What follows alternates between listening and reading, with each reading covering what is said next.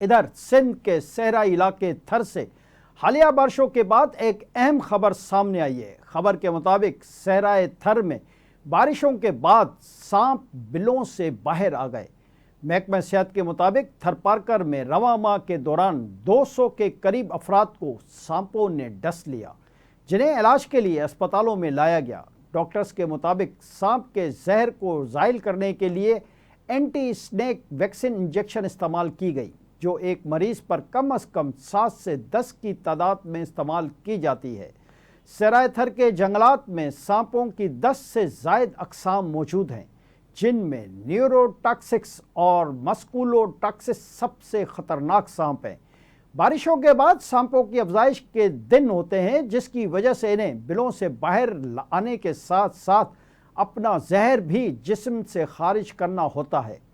قدرتی طور پر سانپوں کی افزائش کا یہ مرحلہ ہر جاندار کے لیے خطرے کا باعث بنتا ہے۔